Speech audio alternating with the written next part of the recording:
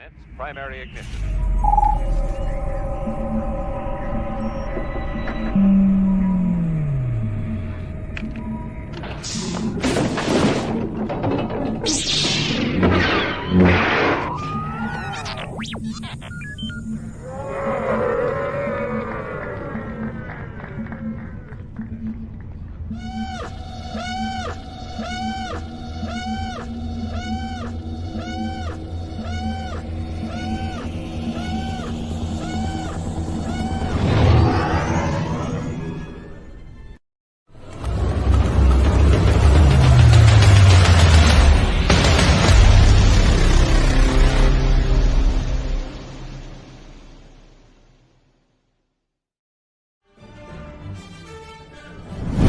Hi, I'm Nalini Kushin. I played Varys Offee in Star Wars Episode 2 Attack of the Clones, and you're watching the Virtual Cantina Network.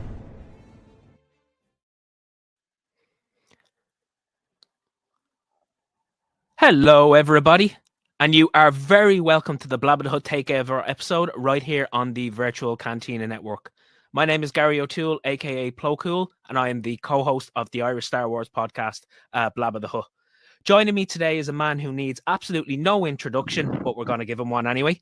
So he is Mr. VCN, and a man of which I share three things in common. Number one, we share a love and passion for a little thing called Star Wars. We also share a deep love and connection with all things collectible and memorabilia. And finally, and I think most importantly, and I think this is the true thing that binds us, we both have the misfortune of sharing a last name, which is usually butchered at every single opportunity. So I am delighted to say that I am finally been joined by my brother in the Force. Spencer, how are you, my friend? Doing well, Gary. Thank you so much. It feels weird not being in the one spot today, but it's a lot of fun in nevertheless. But very excited about this episode. You never know what is going to happen. You never know what I might slip up and reveal. I don't know.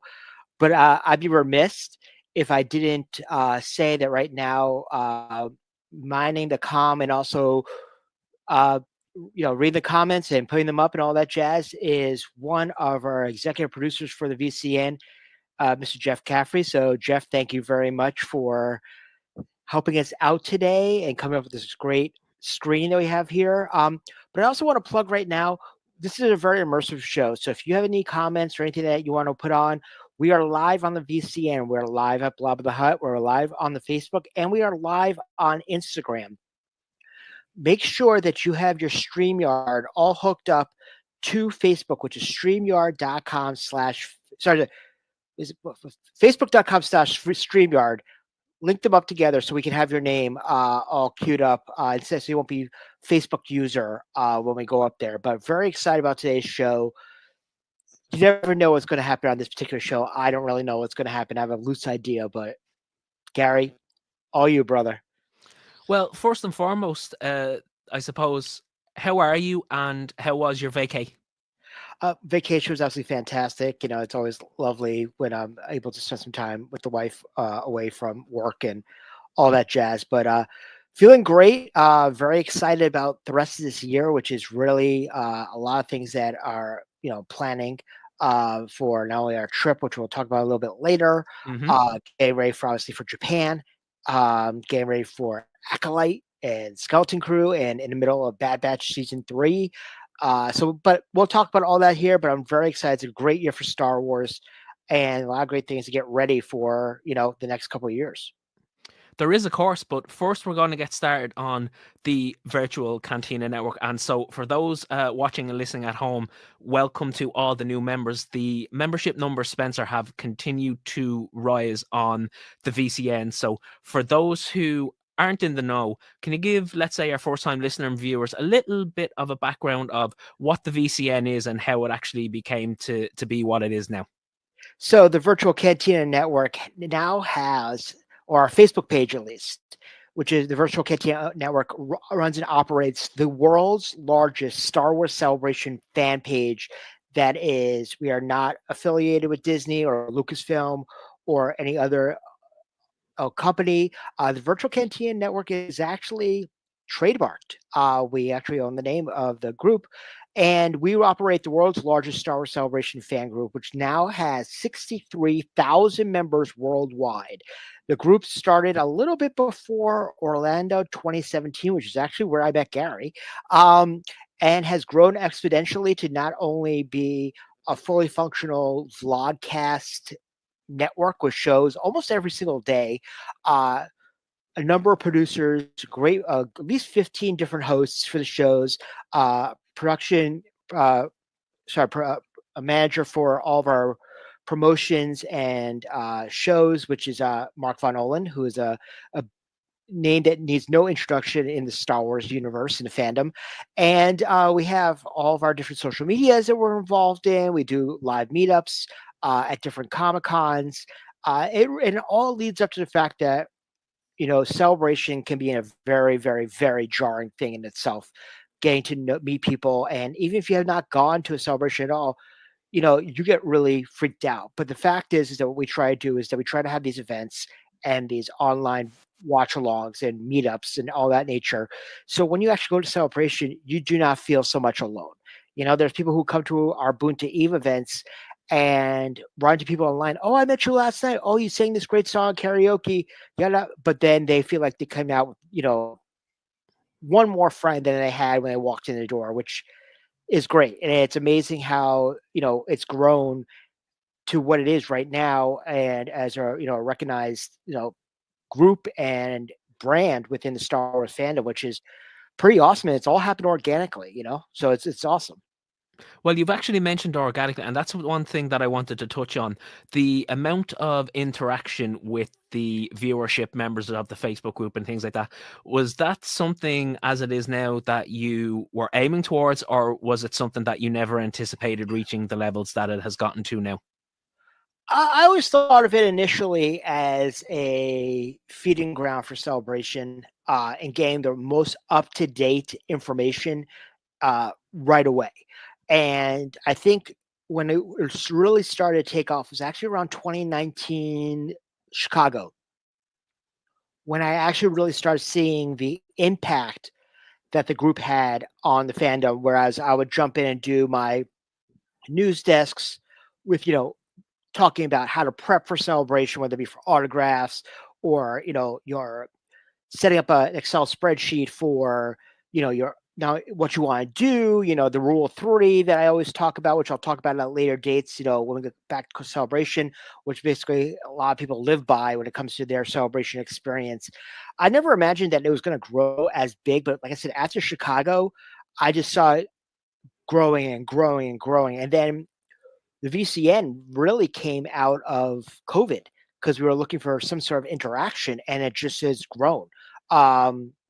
So we're, like I said, 15 different hosts. We have a promotions manager, programming manager with Mark. We have two executive producers with Jeff and Dave O'Neill, and we're just, it's growing. I'm very excited. I'm very happy about it. We're going fully multimedia. We got some great things that we have planned, leading into our trip in California, which we'll talk about in a little bit. But, it's really about the brand. It's really about our love for Star Wars, and also being in a location where it's a not toxic environment in the Star Wars fandom, which is, it can happen and it happens. But the fact is that going to a place where you can be happy and not feel judged for what you like. I mean, there are aspects of Star Wars that I particularly am not 100% fond of, but there's parts that I like that people don't like as well. It's completely okay, and we want to make sure that it is okay for everybody to celebrate their differences, as opposed to, oh, you're not a fan because you liked X, Y, and Z. Yeah, I completely agree. And it's one thing that I always say to people, my Star Wars would not be your Star Wars, and vice versa. We all have our own ideas of what Star Wars means to us and what we would like to see on the big and small screen. But to sort of kick on a little bit more on what you're saying, as you said, VCN sort of came out of COVID, and I suppose last year was sort of the first full con season post-COVID. So with all of that in mind and everything getting back to sort of normality, or whatever your definition of normality is. How would you actually sum up last year for the VCN?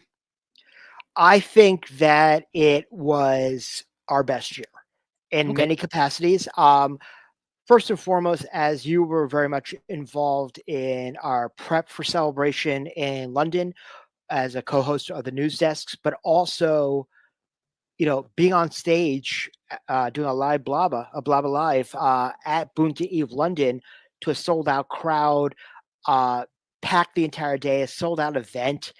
It was big time for us to have to, first off, to be able to produce that show over in London. But I'd be remiss if I didn't, give a quick shout out to Martin Keeler over at hashtag Cantina and to DJ Elliot Hansen for, encouraging me to come over there, but also the fact the camaraderie between uh, Cantina and the VCN to put together, honestly, something that was unique for the fans, that was completely different in each element, but worked together to make sure that there was two really incredible after hours events for the fandom in London, outside with different guests that were not on the floor at Celebration.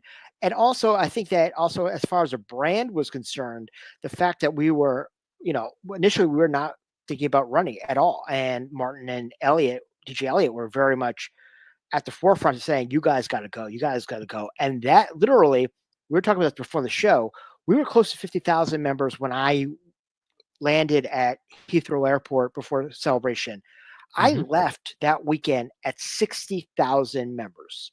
So 10,000 members over that week. It was ridiculous. But we also had, our Celebration nightly news over here in the States that we were feeding information from London, and they were doing their nightly show while we were all sleeping, over the pond. And it was, I think overall that the VCN grew in, uh, in spades, really. I mean, as far as our brand over in Europe and also, involvement with Blabba, what would you say the VCN experience was over 2023?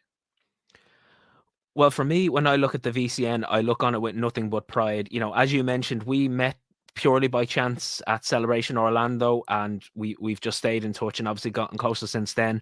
But I look back on this year's Boonta as nothing but incredible. You were kind enough to have us on to do a live show, and the support that we got from everybody there was just incredible, because the one thing that we did try and do for Celebration was everything that we did for our live shows was to promote Ireland. And we were very, very lucky that at Boonta Eve, all of the prizes that we were able to give away were all made by Irish artists. They were people who gave up their time, their talent, and their expertise to donate prizes to us to give away, of which it was my honor and privilege to give you the Castle Vader skull, Oh, that was which you fantastic. received from the one and only Ken Coleman. But I think with an event like that, the proof is in the pudding, Spencer. You've already said it was sold out.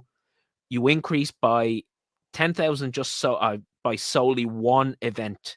And you look at the list of talent that was there on the nights, split between VCM being at the event and then moving to Cantina. It had everything. So the proof is in the pudding there. But I think 2023 was definitely the biggest year, and I think year on year it will continue to grow. And obviously now, with more and more Star Wars news coming out as the Lucasfilm slate seems to be a little bit clearer on the big and small screen, I think we're gonna push towards more and more and more to eventually maybe reach a triple number going into Celebration Japan. That's my hope. I put a lofty goal to the group, saying I want 50 by London, and I walked in thinking it was not going to happen, and all of a sudden it happened. I would love 100 by Japan next year. Can it happen? Stranger things have happened in the last couple of years, so who knows? But I'm putting out the goal of 100, but at least I'm hoping that by the following celebration, which we don't know when it's going to be. I have my opinions of where it should be and where it should be, but at least within the next two celebrations for us to be at 100,000 members.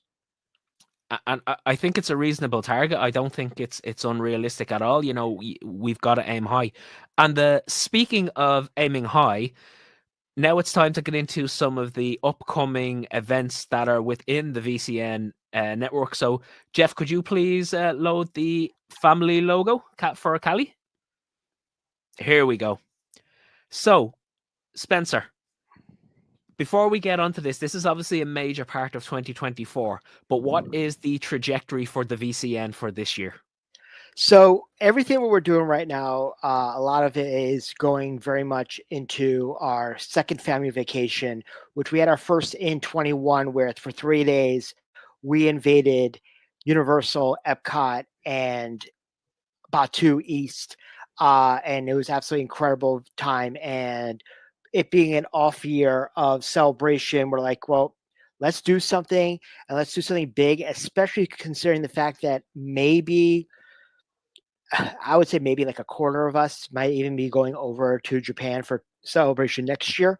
So let's do something huge for those fans who, especially who didn't go to London, as well as might not go to Japan, but here on the East Coast, not on the East Coast, on the United States soil. So where you have this huge trip, which is literally butt up against San Diego Comic Con 2024. Literally, we start the day after con. Um, so a lot of us are going to be going to, San Diego, and then going straight down to the family vacation, which we start on the Monday, the 29th of July. And with that, we're going to start off in LA, head from LA to Anaheim, Anaheim to San Francisco, and back. But what's unique about this, besides, making several different stops, which we'll talk about, is each different stop is going to have its very own unique Boonty Eve special edition as we stop. And the first one, which I'm very, very excited, I'm excited about all three of them. But the first one I'm excited about is, first I want to talk about the t-shirt. Look at that t-shirt. I'm actually wearing it right now. It's got the family truckster from National Lampoons with X-Wing foils on it, with Carson Teva actually sitting in the driver's seat, because we all love Paulie. He's just incredible in whatever he does. But this family vacation t-shirt is exclusive to those who bought full trip tickets to go to all the stops on the trip. There are a lot of people who are going to maybe one or two stops. If you go to all the stops and you have a full ticket, you actually get this exclusive t-shirt, which is pretty awesome. Very, very excited about that. Like I said, it's not going to be available at our merchandise booth. It's not going to be available for sale outside. There's less than 20 tickets left for the trip. So if you want one of these shirts, that's the only way you're going to be able to get one of these shirts. But I'm very excited about what we're doing. The first event that we're going to be doing, I'm very excited about, is actually going to be at the Scum and Villainy Cantina in Hollywood. And I got to give it up to our producer, Jeff, on this show, who had this idea for a long time for us to do something at Scum. And we finally got the opportunity to do that. And I can tell you right now that we have between 16 to 18 actors That's that a very are specific number. scheduled to come to the event. Not to say that other people might not show up, because I seem to have read in the trades recently that there was like a $27 million tax write-off to get a certain movie to happen in California that's filming this summer. Oh my God, yeah, and it's filming a couple of miles away from where we're going to be. You disseminate from there. You never know who's going to show up at that point. So, I can say this. This is going to be a themed event. Every one of our events are going to be themed. So I will say right now, without giving too much away, this is going to be heavy Filoni-verse influenced Boonty Eve. You've heard it here first, folks, so make sure you plan accordingly. We have announced already. We have some great guests announced. First and foremost, obviously, Virtual Cantina Hall of Fame members Chris Bartlett and Leilani Shu have been announced already, as well as Dawn Deinger and Misty Rosas. Mm-hmm. We already also announced the first U.S. signing. He's doing a signing in Europe this year, the first U.S. signing of Senator Ziono himself, Nelson Lee, is going to be signing at our Bunta Eve, as well as Warren Prolix and Pam Riddle. So we're very, very excited about that. More names will be coming in the next couple of months, but those are people who are going to be at Scum and Villainy, plus a whole slew of others, and you never know who else is going to show up. Signing autographs, doing meet and greets, and if you have a full ticket to the event, I mean for the whole trip, you get in a full hour before the general public does to have time with the guests, which is pretty awesome. And then karaoke that night. Like I already announced, Missy Rosas, she sang with our eventual Alderaan Idol champion AJ at the Alderaan Idol 2022 in Anaheim. So you never know who else might be up there and getting up on the block to go and sing. It's going to be pretty awesome. Well, I mean, why stop there? That's number one.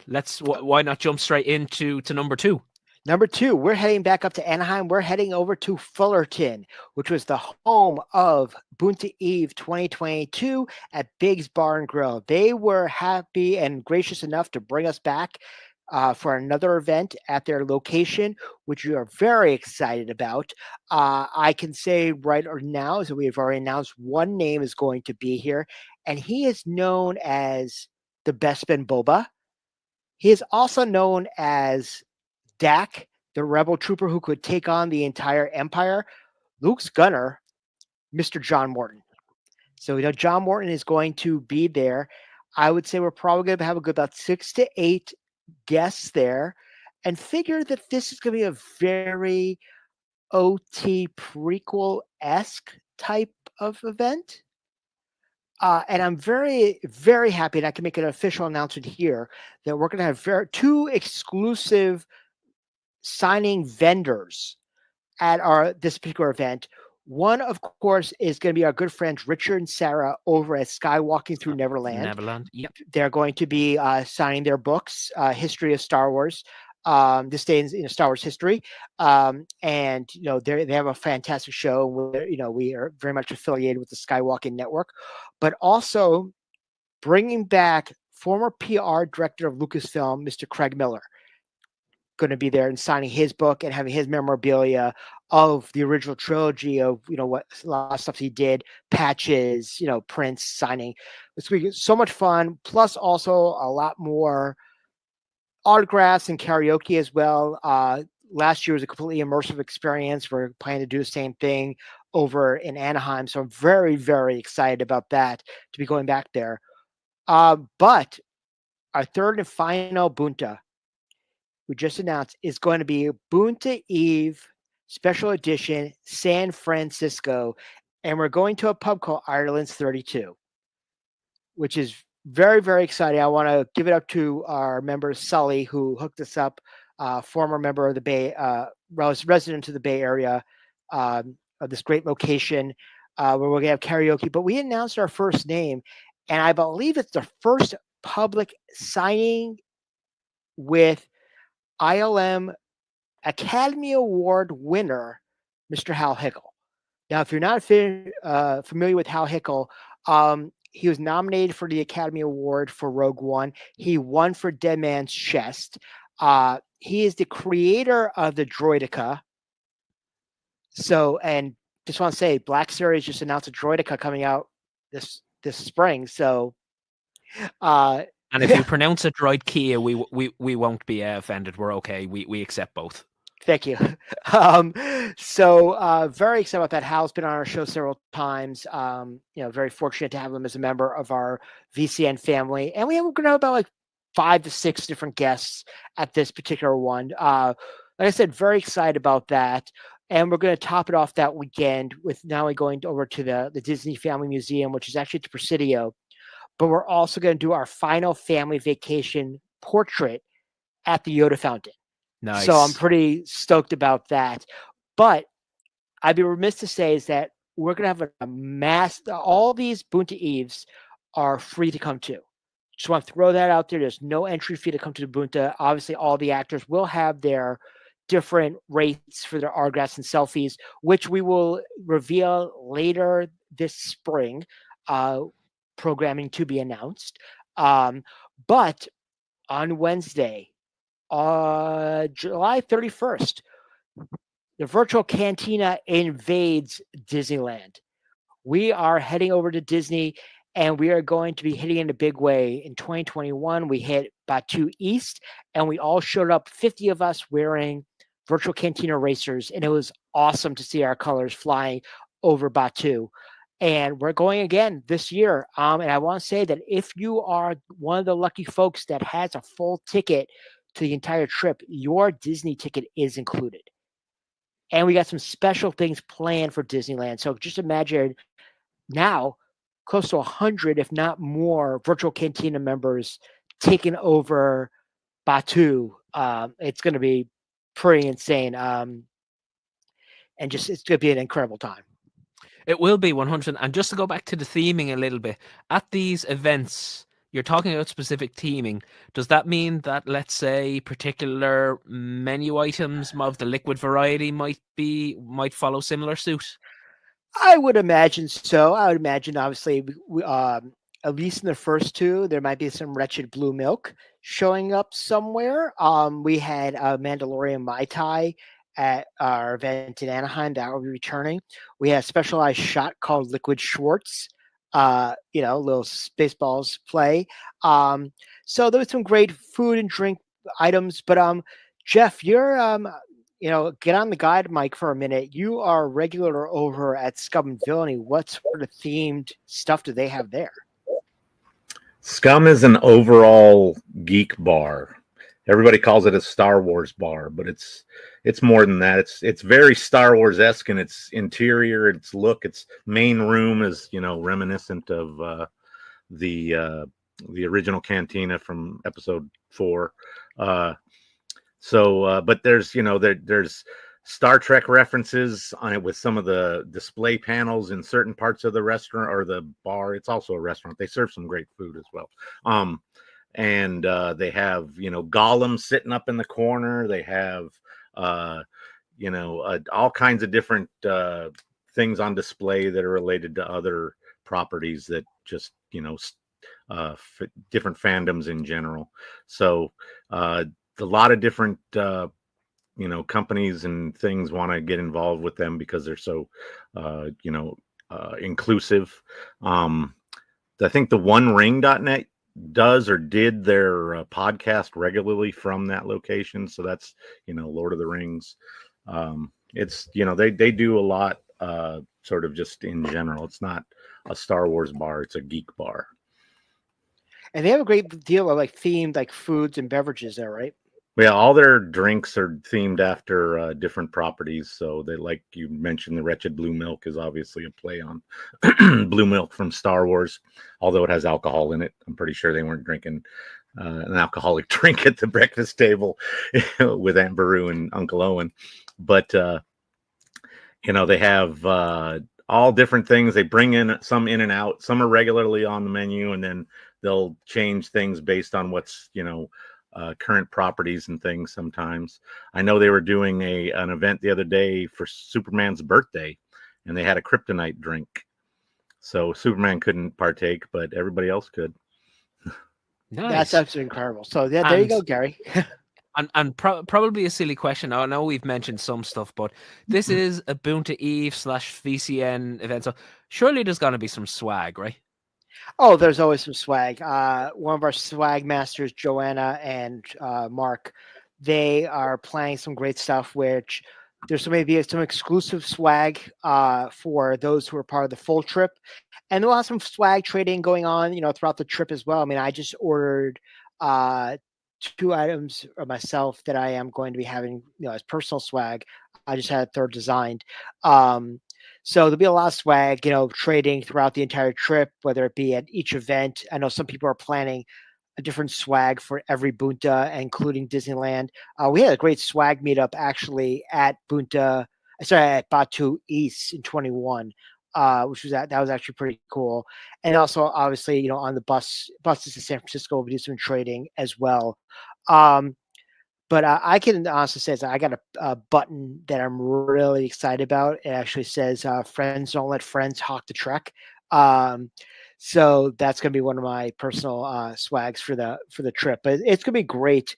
But also want to plug one more thing that is going to be there is that if you've been to any one of our Bunta Eve events or to see us celebration or any other cons, you've seen that Virtual Cantina Network has had racers made. They're very similar to what you might see the 501st have, and we actually use a similar producer of ours. Did Juan make them? No, it's not one. It's actually a gentleman by the name of Eddie out of New Jersey. He has Iron Panda Studios did ours. Yeah. Yeah.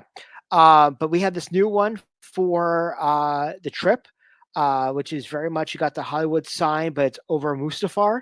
I want it to be a very much Hollywood Hills, Star Wars thing, but you have, Lego Star Wars. I mean, plus you got a shirt right there with Chewie in board shorts holding a surfboard right there. And on the back, you got the Golden Gate Bridge. And there's a couple of Star Trek Easter eggs in there because we happen to be going to San Francisco. If you happen to have seen, I don't know, Star Trek 4, there might be a whale tail in there somewhere. There might be a Klingon bird of prey. I don't know.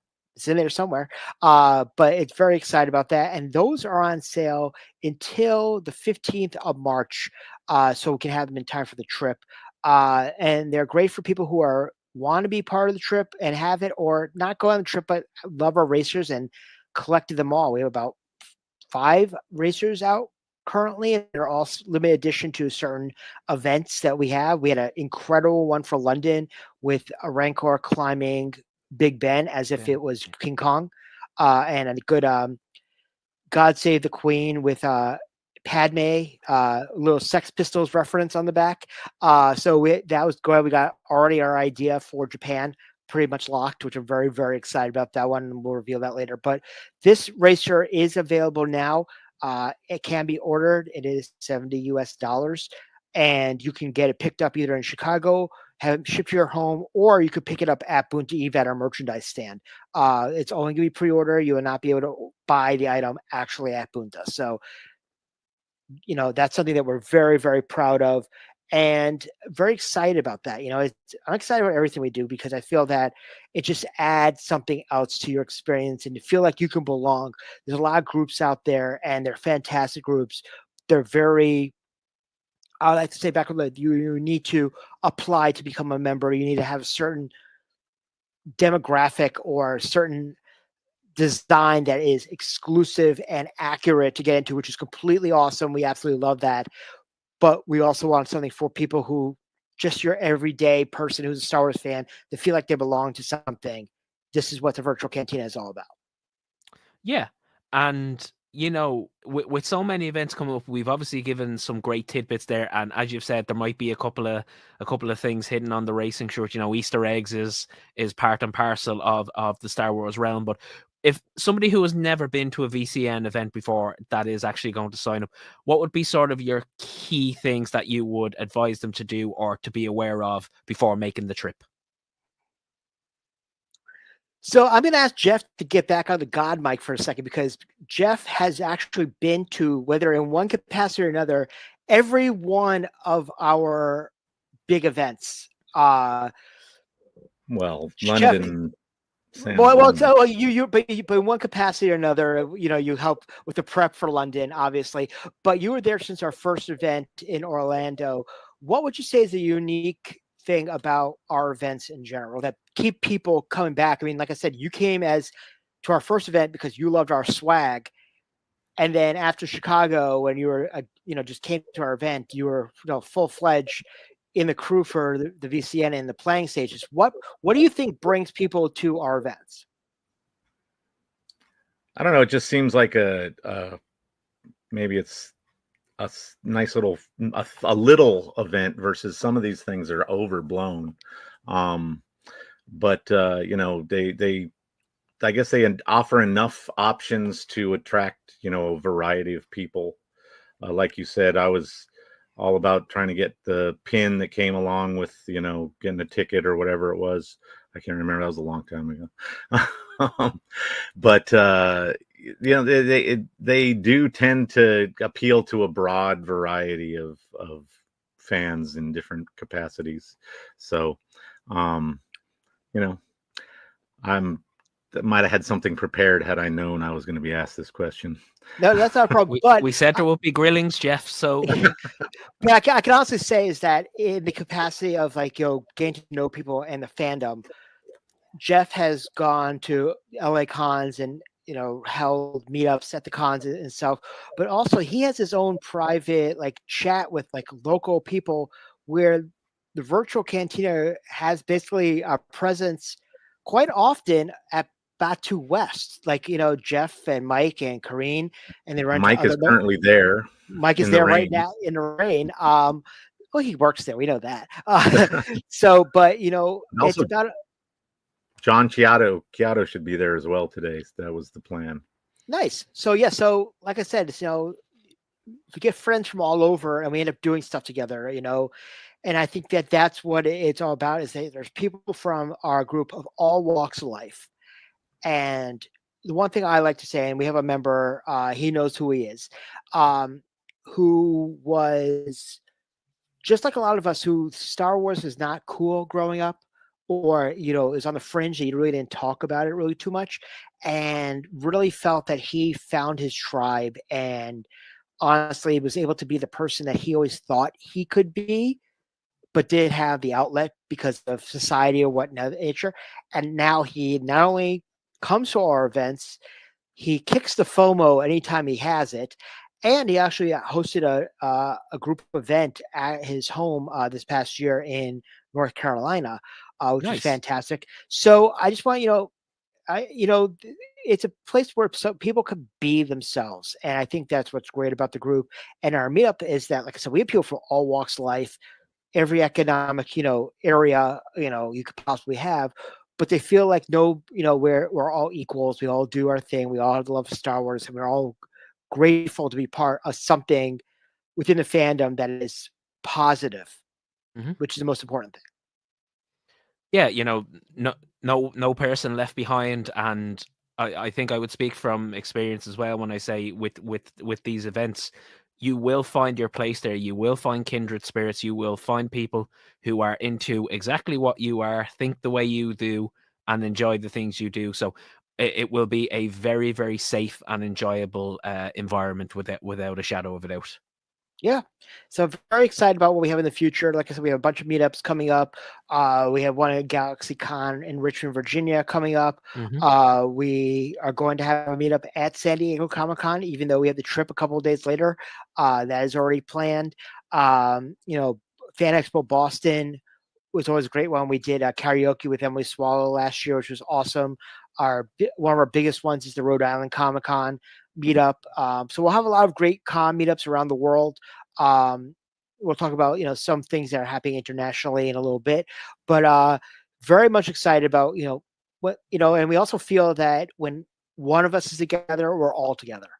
So it's not like, oh my God, I can't believe he went there. No, we're there too, because we're usually seeing pictures and feeling very much like, wow, we're there. And the love and the camaraderie, and when people are sending pictures of their racers over in Australia, over in Ireland, over in England, and throughout the United States, I'm always like, wow, we really hit global. So it's pretty amazing. It is 100%, and I would advise anybody and everybody who is able to go to take the plunge. Like you said, there's only something like 20 tickets left. Don't second guess it. Just do it. Just do it. Especially if you're not going to Japan, because this might be your only real big Star Wars event other than regular cons until 27. That's my guess. That's my guess. That's my guess. Honestly, I mean, we could talk about that for a quick second. They got so much on the docket to come out after Celebration 25 that it would make sense to wait for the 50th of Star Wars and then have a celebration, because they'll have like 5 or 6 properties that they can show trailers for and do panels for. 26 is going to be very limited about new properties. It's going to be all the leftover stuff from London.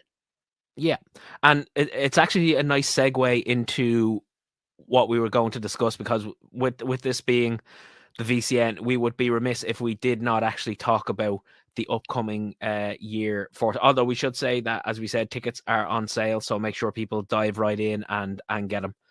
But from that, then, Spencer, our thoughts on Star Wars this year. You know, previous years it seems to have been, there's always the talk of an oversaturation and quality versus quantity. For my personal thoughts on this, and then I'd love to hear yours, was that we have to be going towards quality over quantity now. I think that we have to have character driven stories that are at the forefront and the heart of any product that is released. But also, I think having Dave in his new role will give him, you know, further responsibility and authority to shine. But I think coming up, we have the likes of things like the Acolyte that is number one for me at the moment. I'm absolutely stoked for the Acolyte. I've seen some comments during the week from Amanda, and I think it's shaping up to be a really interesting product, because we are at a time where the Jedi are at their most powerful, and we have technically never ever seen that period of sort of tranquility and prosperity before. But going to you, what do you think the upcoming year for Star Wars is, and what trajectory do you think it will take? So we already know that the Filoniverse rules Star Wars, and by one, we saw that happen. The student became the master, if you will. The Padawan's now the master, the Jedi master. The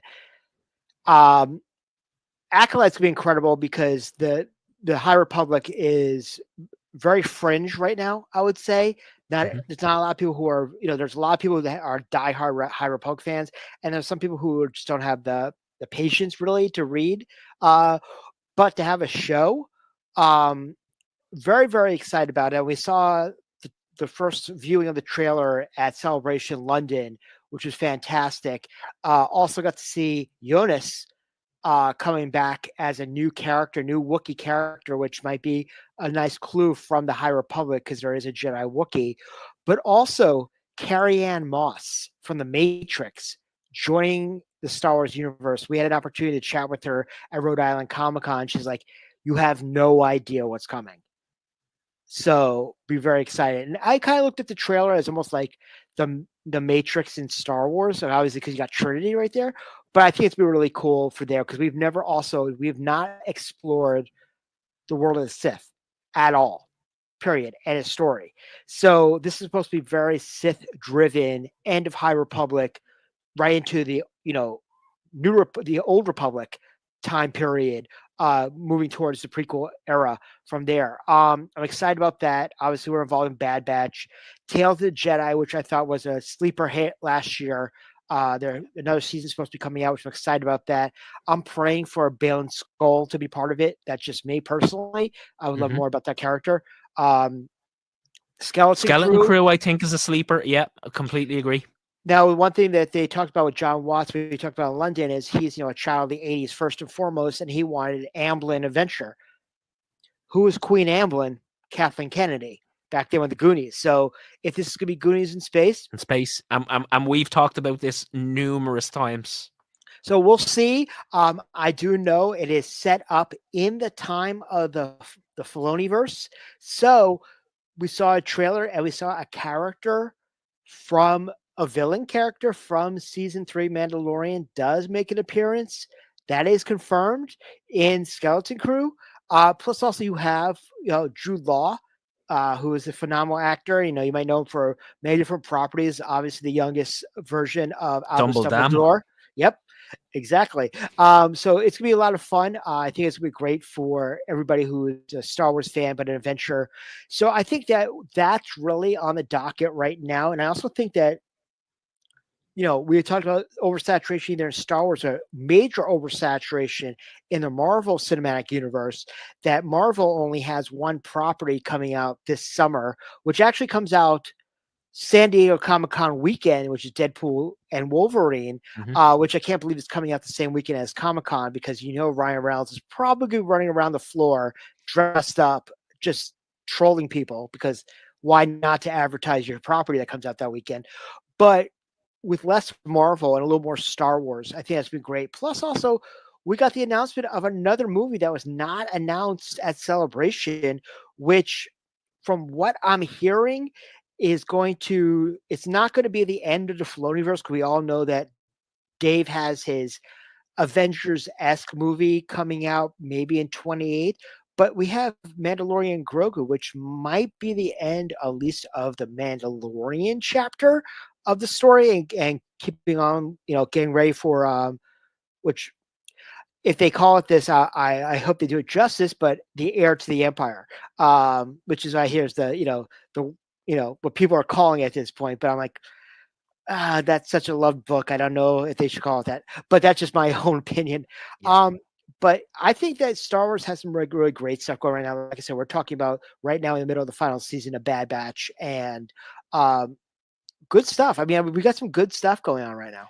And I think we got a bit of a tease the other day, didn't we, with Ahmed Best doing some mocap stuff. There's people debating, is he going to be appearing as Jar Jar once more, or is there something else that he may be involved with? So I seen a headline where somebody was throwing in again that Fallen Order 3 or whatever they're going to call it, that could be another avenue for him as well. I mean, the reception was amazing. Again, we could just be being completely trolled, but how good would that be to have him again around the Star Wars universe? It's funny because I think it came to a hit back in 2019 at Celebration when it was the 20th anniversary of Phantom Menace. And I admit that I was not a lover of the prequel trilogy. Mm-hmm. Initially, I loved it because it was Star Wars, but I was not like, oh my god, the prequels. When I went to Celebration Chicago, and I started to love that Ahmed got after all the heat that he got for years, and the standing ovation he got, I really took a hard look at myself, and I actually said, something. The parents of today are the kids of the prequels. They're bringing their kids in there. It's not necessarily my Star Wars anymore. It's the prequel kids' Star Wars at this generation right now. So I went back after Celebration and rewatched the prequels that are, new eyes, and have a great appreciation for them at this time. When we saw him appear as Kelleran Beck from the Jedi Temple game, and all of a sudden is the savior of Grogu, only in one episode, I honestly felt I don't even need to know any more about who saved Grogu. I felt that you having it as Ahmed Best, it basically was redemption for him. And that one episode alone, I was like, I can move on. I don't want to know more. I'm sure as a fan, they're going to give us more because they love to feed to the ADD in us. Mm-hmm. But, I'm completely okay with, and at peace with Ahmed Best after Celebration and finally figuring out that he was the savior of Grogu. Yeah, and it was overwhelmingly positive to see stuff like that. And I suppose in this day and age, there can darkness rises and light to meet it. There has been some, losses within the Star Wars universe. Obviously, we're talking Carl Weathers and Shauna, but then most recently, and it was something that I was really looking forward to on the slate this year to at least be finding out more, is Sony cutting 8% of their workforce and the Mando FPS being cancelled. I just don't want the gaming to fall by the wayside, because as a gamer, I want to see more Fallen Order. I want to see Star Wars Eclipse, which was the High Republic game that we saw, tidbits of, and we are still waiting to hear more news about that. So it's been some difficult times as well, but I think there is positivity in that, and as we move forward, it will be a case that it will shine through, and that's my sincere hope for that. I think also the fact that we got Dave. Yeah. And Dave Filoni should take over Lucasfilm, and I'm like, no, Dave Filoni should take over creative, yeah. And maybe allow him to do what he wants to, because he doesn't want to sit in board meetings. He doesn't want to deal with the higher ups. He wants to be creating, writing, and making sure there's an overall continuity between all the properties that are going on there. And he is exactly where he needs to be. And I think you're going to see that in the future programming, that having Dave in that role is going to be leaps and bounds. And right now, with Bad Batch Season 3, because I know we're about to start talking about that, Mm-hmm. we're at the tail end of the Lucas ideas. George Lucas was one of the people who actually thought about, Troop 99. And so this is one of the last Lucas original ideas that's coming to fruition. So Filoni ideas, which are always going to be influenced by George, is really taking the helm. That's why we lovingly call it the Filoniverse, and we welcome it with open arms because it has the blessing of the maker. Yeah, and that's a great segue in. So with Bad Batch, then I think season 3 has so much more meaning. So, sort of, my question to you is: first of all, how are you liking it so far? And secondly, as you mentioned, this is sort of the tail end, or the I suppose the last of the Lucas ideas, if you will, that Filoni is then going to take on. Does season 3 of the Bad Batch then have an even more important role to play, in that if it's closing a door on one chapter, it's going to have to open multiple windows to allow new ideas and creativity to come through? I absolutely agree with that. I'm loving the season because I love Mark Van Olen said this once. Star Wars is its best when it's dark and it's weird. Really. And right now, with what's going on in Bad Batch season 3, we're getting a lot of link up about what things have happened in Rise of Skywalker, things have happened in Mandalorian. You're seeing the beginnings of it, which are now starting to segue those medium times that we don't have a lot of information for at this particular time. So I'm very, very excited about that. I think that the whole redemption arc of Crosshair and Omega becoming more than just a clone kid right now is pretty exciting. I think that it's really starting to catch its groove. I mean, look at last season. We were all shocked when they destroyed Camino. Like, we're all like saying, like, oh my God. Like, it got really dark. It was no longer like a kid's property per se. It was just, mass genocide of an entire race, literally. Except for Nala Se. So really, I'm really excited to see what's going on. I mean, I hope this is obviously not the end of Lucasfilm animation. I know that was Dave's baby initially, so I think that with him there, he's going to push that even more so. They are hiring animators at the moment. I think I've seen a couple of things floating around the I Tweety think, that Lucas. yeah. Since they closed down Singapore, which was one of their biggest hubs for animation, which people were worried about, before Bad Batch or next season of Tales of the Jedi, they had a lot of work that was available out there as well. So I think that this is it's just gonna get better. I'm excited. I'm nervous. I am nervous to see what happens to Clone Troop 99 at the end of this, because I have a feeling like they may be degenerating, throughout the season. That they were made for a certain purpose. They were the rejects, and they don't have strong enough genes. I mean, I think that's what's going on with Crosshair's trigger finger at this particular juncture. Is that's time wearing him down. And then we see the treatment of the clone trooper. I mean, we go back to Obi-Wan Kenobi, where you saw, Tem as the begging on the beggar. side of the street. What happens when your sole purpose in life is removed? How do you cope? Right, exactly. So I'm very excited about this. I think I'm loving it. I'm excited to see where it links up and tells more stories, because I love filler, for not just for filler's sake, but to also understand. I mean, also for those things that I mean, like, for example, I don't need explanation personally for why Luke went to Octu. All right. I love Last Jedi, and I know you do as well. I don't need explanation to that. Do I need explanation a little bit about Project Necromancer? And probably I would have to say is the worst line in all of film. Somehow Palpatine returns. Yeah. I need some more context. I don't buy that. Okay, he shows up in Fortnite. No. So I'm excited about these fillers. And I think that was also the intention with Mandalorian, was to link everything in together into that 30 years and then prior, to make continuity of the timeline. Yeah, I completely agree. So before we move on from that section, first thing that comes to your mind, your personal highlight for the upcoming release schedule.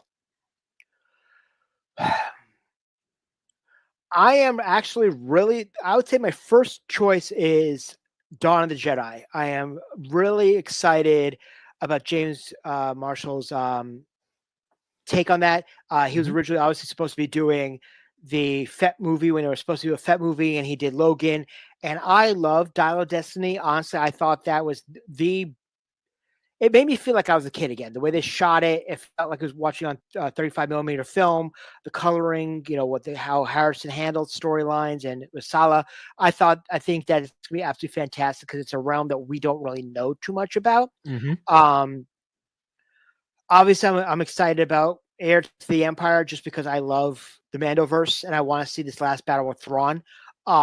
Which obviously that's probably gonna be it.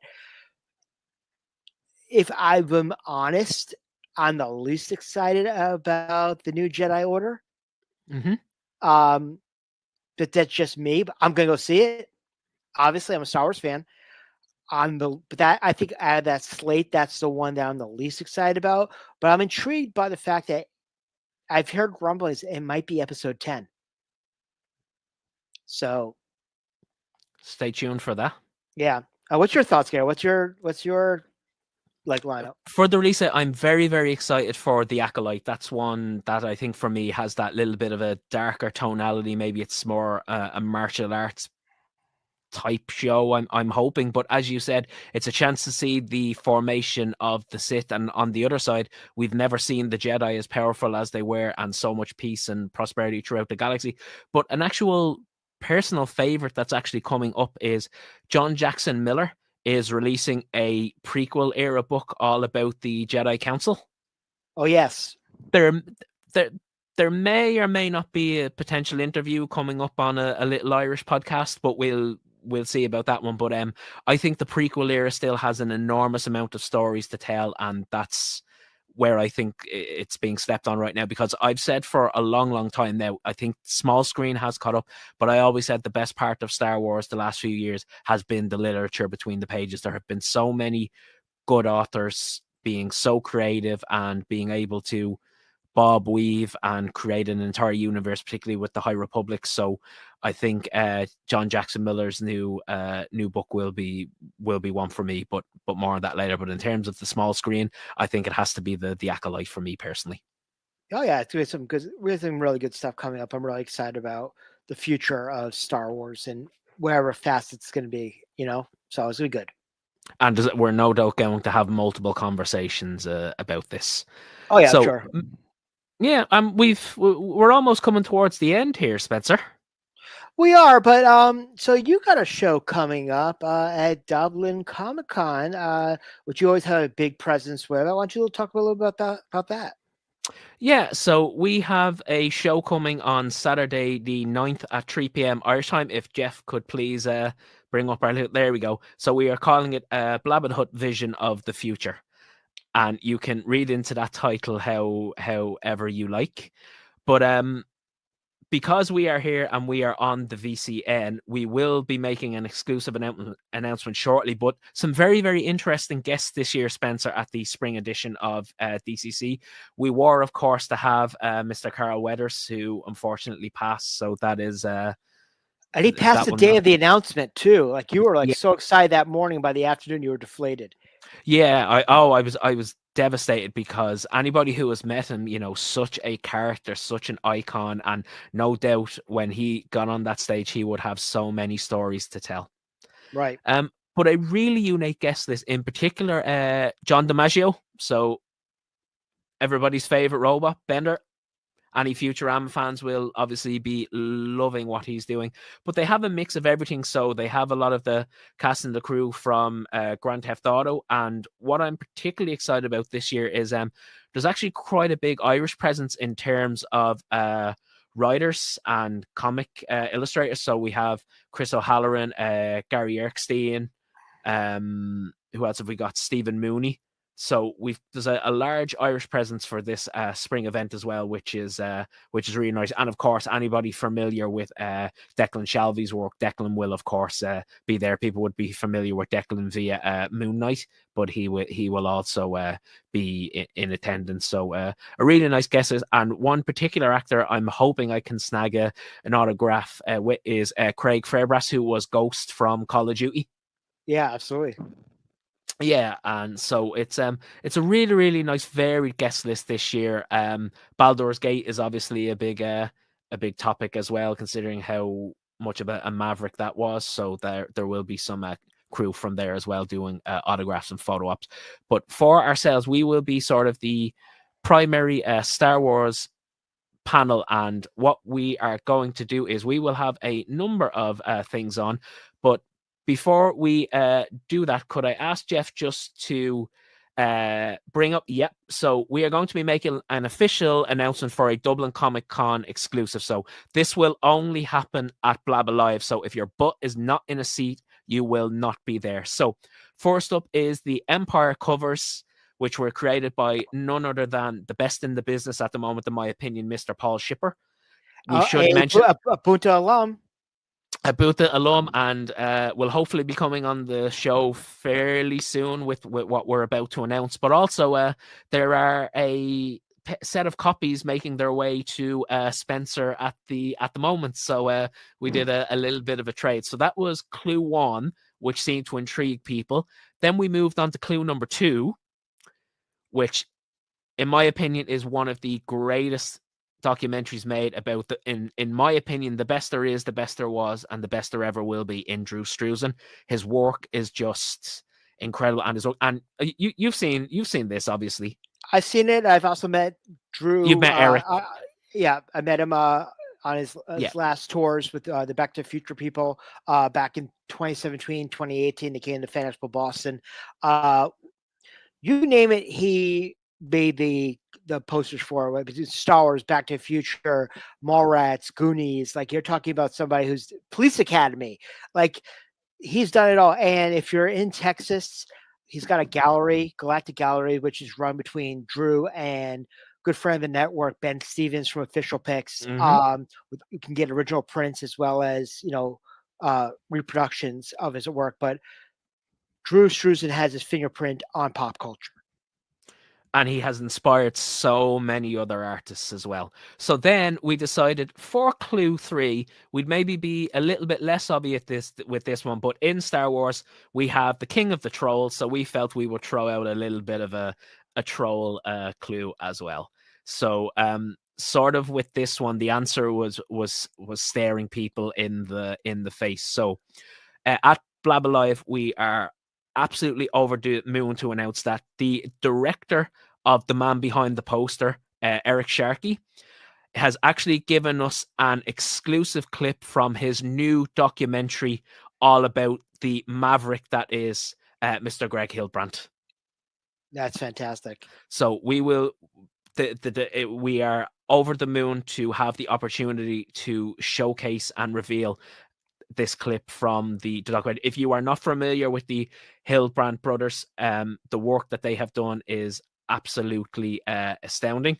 And from his work, again, inspired so many. And the actual documentary itself will feature such artists as, we've mentioned Drew Struzan, we have mentioned Mr. Paul Shipper, ILM legend Phil Tippett will also be making an appearance along with numerous others. So this documentary will be a who's who within the illustration art world, and we are just absolutely delighted that we will be able to showcase that. So if Jeff could bring up number 18, we should have the reveal there where people can see that and be familiar with the poster. There we go. So everyone has seen that poster and is very, very familiar with it. But as if that wasn't enough, with this being a Blabba Live show, we will, of course, be giving away some goodies. So our personal Blabba the Hutt baker, R2 Blondie, who better known as Anne-Marie, will be baking some of her homemade goods to give away. And here is just a little sample of what we will be giving away. So there are our Grogu cupcakes, which will be handmade for the day. But also, with this being a Blabba Live, we will, of course, have multiple prizes to give away. So if Jeff could move ahead, we have prizes being donated from so many different friends of ours. So that's just some of the items that we will be giving away. You can get some Kyber crystal keyrings. You can get a 3D printed Jawa. And we have some of the collector's edition 2024 calendars, but that's just a very, very very small sample of what we will be giving away on today. So if you are there, we will be talking about Star Wars. We will be showing you an exclusive clip, and we will, of course, have prizes and baked goods to give away on the day to make sure anybody who takes the time out to come and visit us is able to enjoy their event. So there might be one or two surprises along the way as well. We might have to wait a couple of days to find out, but we really hope people will come and join us. And again, we have to say an enormous thank you to Eric for allowing us to showcase this exclusive clip. I can't say what's in it just yet, but it blew my mind when I saw the contents of it. So really looking forward to Blabba Live with this. So again, and thank you for giving us the opportunity to reveal it here on the VCN. Oh, it's an absolute pleasure, and I've really enjoyed our collaborations over the last couple of years. And much more to come. In the next couple of years, you never know where the next influx will be. I do know that when we do plan our news desks for Celebration Japan, Gary and MVO will be returning to be doing those shows. So very excited about that, and have Gary and the Blabba crew involved in many projects in the future. But first and foremost, I want to say thank you so much, Gary, for wanting to do this event with us today, to go a little bit behind the scenes of the VCN, but also just to give another perspective of what we do. And also, I want to thank all of the fans over in Ireland that we were very conscious about the time change, so you guys would be able to watch this at a reasonable hour. So thank you very much, Gary. I greatly appreciate your ideas and everything you came with today. No, buddy, it's an absolute pleasure. And one of the main reasons I suppose I wanted to do this was that we're getting so new members, and I really and truly don't think people have any idea the amount of hard work, dedication that goes in from you, from Jeff, from MVO, and all of the cast and characters behind the scenes. It is a truly a wretched hive of scum and villainy, but it is some of the best people you could ever meet, all coming together as one for a common goal. And I think that just says an awful lot about what you guys have put together. And as we said, the trajectory continues to grow and grow, and long may that continue. And this will no doubt be the last conversation or the last meeting between us. I'm sure there will be many more coming down the line, and it's something that I always look forward to. But to say thank you for letting us have a little bit of a Blabba takeover, so we could give people a little bit of a look behind the scenes at the Virtual Cantina Network. Oh, it's my absolute pleasure, and I hope we'll be able to do this in the future for more people. But please, if people want to listen to Blabba live or catch anything what's going on, how can people find you on social media? So you can find us at Blabba the Hutt on all our social media platforms. You can find us on pretty much any of the podcast apps, whether it's Spotify, Anchor, anything like that. We still do have some upcoming episodes which we haven't gotten permission to release just yet, but we will also be announcing some more upcoming guests as Dublin Comic Con comes. So the episodes will be coming at you in the not too distant future. So at Blabba the Hutt on all our socials. So with that in mind, Spencer, should we tidy up what we have coming up on the VCN? Yeah, so we have a whole slew of productions and shows coming up on the VCN this next coming week. Don't forget that tomorrow we have a new episode of The Unifying Force. If you're interested in the philosophies of Star Wars or pop culture, this is a really great show run with Dave O'Neill, who's one of our EPs over here at the VCN.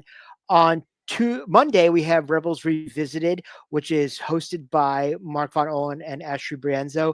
I believe this week they're doing the best of Grand Admiral Thrawn, which is pretty awesome. So check out that show. That's always a fun show between the two of them. Then on Tuesday, we have our happy hour, which we do a lot of.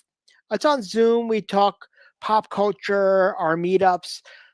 We also use it as a whiteboard for a lot of our ideas back here. So we get like a lot of our member interactions and ideas and to help push along, our different properties and what we do from there. So it's always a great time. As I like to say, shenanigans abound when that show happens. On Wednesday, we have a new episode of The Daughters of the Galaxy, which is a female-centric Star Wars show overlooking female characters throughout the entire saga, whether it be from literature to animation to live action, and talking about their trajectories and where they've appeared in certain aspects. It's really a phenomenal show with Jamie and Ashley. On Thursday, we're going to have our Bad Batch watch along, the virtual VC watch along, which is this week going to be episodes 4 and 5 to get us to catch up as we were finished up our Ahsoka Revisited that actually overlapped the premiere of Bad Batch. This week, Dave and Jeff are going to be joined by Bryce and Ashley on the show. I am going to be on assignment that night. So looking forward to seeing that show. And then, of course, Bad Batch After Hours with our friends from the Jedi Archives, Bryce, John, and Mike, are going to do a review of the show. So that will appear around 12 a.m. Pacific, 3 a.m. in the East Coast, and 8 a.m. Over in Ireland and the English area, the GMT. So check that out. We got a lot of great stuff, but also want you to take a look at our TeePublic store, which has a lot of great designs, whether it be from our original idea arts from back when we first started VCN, all the way through to some of our Boonta Eve designs, through to some great stuff that's happening right now. You guys at teepublic.com/user/virtual-cantina. You get t-shirts, you get pins, you can get sweatshirts. They now start doing hoodies, which zip-up hoodies, which is pretty awesome. A lot of our stuff is going to be up there. I got some new designs coming up shortly, but we're very excited about that. But once again, first and foremost, I want to thank the man behind the scenes, Jeff. Thank you very much for throwing this show together and producing for us. We've had a very seamless show. Thank God there was no interruptions on my internet. Thank God it hasn't started yet. But Jeff, thank you very much as always for all your hard work and everything you do for us behind the scenes. I always say that Jeff and Dave are the glue that holds the whole network together. We would not look half as good as we should look if it wasn't for them. So really, they deserve all the kudos for everything that we do here on the VCN in any sort of capacity. And you have not seen anything yet. They're working on some great stuff for the family vacation coming up. But Gary, thank you so much for hosting the show today and being part of our VCN family, and looking forward to future collaborations between the two of us and the Blabba and VCN in the future. No, thank you, buddy. And once again, thank you so much to you and to Jeff for having us. It's been an absolute pleasure. And until next time. Yes. So from Jeff, from Gary, this is Spencer saying, may the force be with you.